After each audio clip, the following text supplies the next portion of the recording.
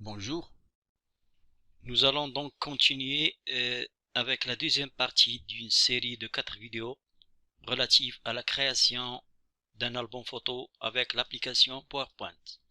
J'espère qu'elle va vous plaire. Avant de commencer, je vous demande de liker, abonnez-vous si vous ne l'avez pas encore fait, et enfin partagez. Merci beaucoup. Bon, une fois toutes les diapositives ont été modifiées et qu'on a choisi des conceptions qui sont très jolies et qui donnent un aspect qui est très beau, on va passer à l'insertion de texte animé. Alors je viens ici à cette dernière diapositive, je la sélectionne, je clique sur le menu accueil, j'ai cette icône là, zone de texte, je clique dessus et je dessine une zone de texte. Alors là, je vais écrire par exemple merci pour votre attention.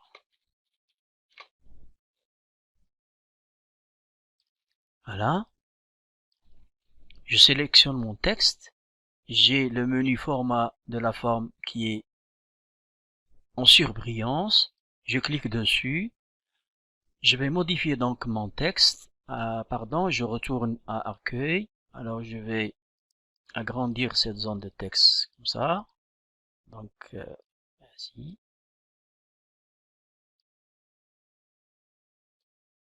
Voilà. Je vais la placer ici. Alors comme je viens de dire, je sélectionne mon texte. Je clique sur le menu format de la forme. Alors là, je vais choisir, par exemple,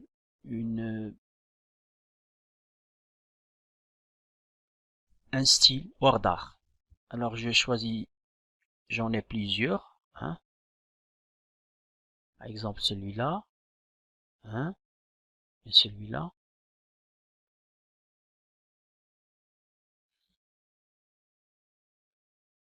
Je choisis celui-là. Je peux apporter des modifications pour le remplissage du texte. Donc je choisis une couleur.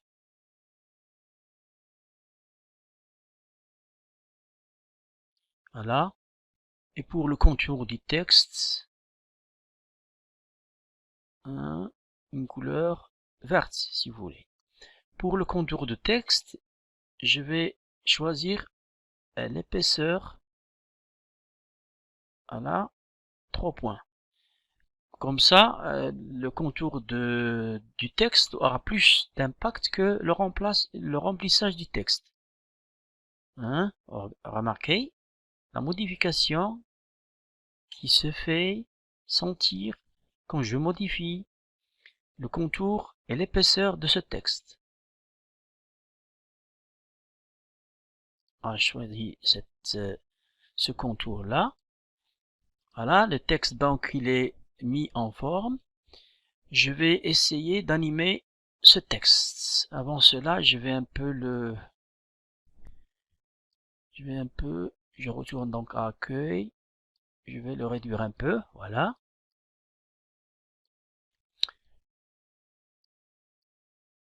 Donc je sélectionne mon texte, donc je vais animer mon texte. Comment faire alors? Je sélectionne mon texte, je clique sur le menu animation, et là, j'ai différents types d'animations. Des animations d'entrée, d'accentuation, de sortie et de mouvement. Moi, je vais choisir autre mouvement. Je vais donner, attribuer à ce texte-là escalier descendant, par exemple comme celui-là. Voilà. Donc j'ai attribué à ce texte-là une animation. une animation soi-disant escalier descendant, voilà, intitulé escalier descendant. Alors, cette animation-là est matérialisée par deux petites flèches, une flèche verte et une flèche rouge. La petite flèche verte, ici, regardez, elle est là, elle indique le début de l'animation. Et cette petite flèche rouge là, elle indique la fin de l'animation. Hein? Si je clique, je conçois le début de l'animation et la fin de l'animation. Si je souhaite modifier ces endroits-là, je clique par exemple, tout en appuyant sur le bouton gauche de la souris, je clique tout en appuyant sur le bouton gauche de la souris sur la petite flèche en vert. Voilà.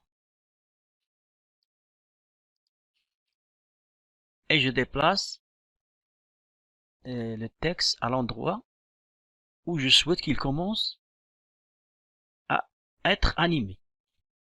Puis je lâche.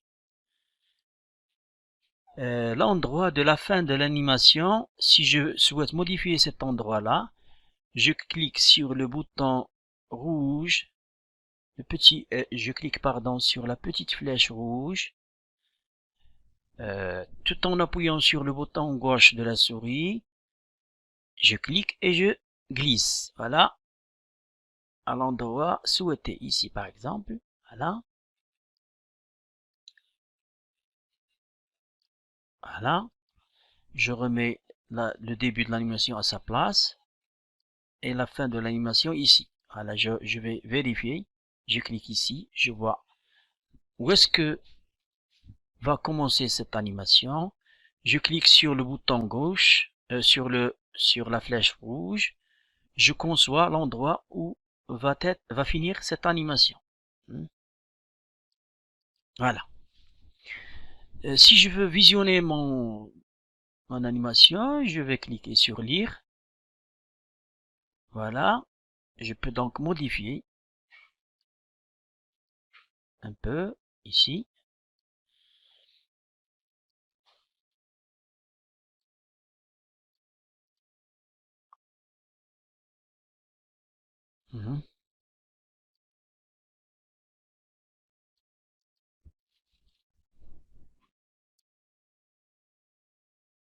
Voilà.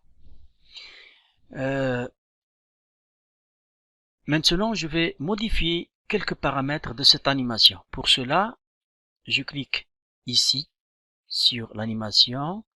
Je déroule la petite fléchette. Alors, je clique sur minutage. Tout d'abord, je vais modifier ce paramètre-là. Je souhaite pas que au clic parce que si je laisse au clic, quand je vais enregistrer cette animation sous forme de vidéo, il se peut que la vidéo soit bloquée parce que je n'ai plus une présentation. Alors je vais mettre avec la précédente et je clique sur OK. Ensuite, je reclique sur minutage. Je me rends vers l'onglet Effets. Je remets fin en douceur à 0. Démarrage en douceur à 0. Et ici, pour les améliorations, pour le son, je ne mets pas de son. Après l'animation, ne pas estamper, ne pas cacher l'animation, je laisse par défaut. Animer le texte, ici, je vais modifier ce paramètre-là. Je vais mettre par lettre, par exemple. Et je vais choisir un délai entre les lettres de 10%. Alors, je vais voir ce que ça donne. Je clique sur OK. Je lis l'animation. Voilà. Voilà ce que ça donne. Voilà. Je peux modifier d'autres paramètres. Je reclique sur la petite flèche, minutage. Ici, pour l'effet, si je clique sur inversion automatique, alors il y aura l'animation du début vers la fin et il y aura une inversion de la fin vers le début. Je vais cocher cette case-là et je clique sur OK.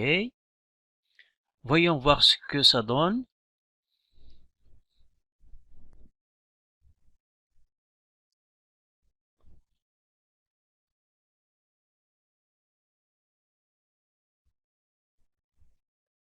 Voilà.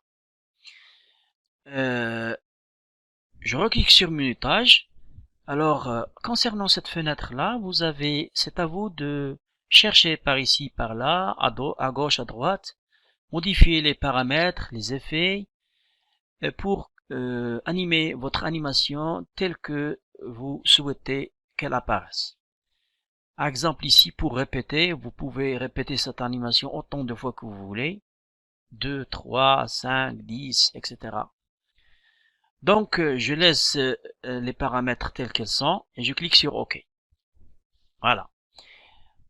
Maintenant, j'ai inséré mes photos, j'ai ajouté un texte animé. Je vais maintenant insérer euh, une musique de fond qui va accompagner le défilement de toutes les diapositives et de toutes les images. Jusque-là s'achève la deuxième partie relative à la création d'un album photo avec PowerPoint. Vous retrouvez les liens des autres parties dans la description. Je vous demande de cliquer sur j'aime, s'abonner et partager. Merci. À la prochaine.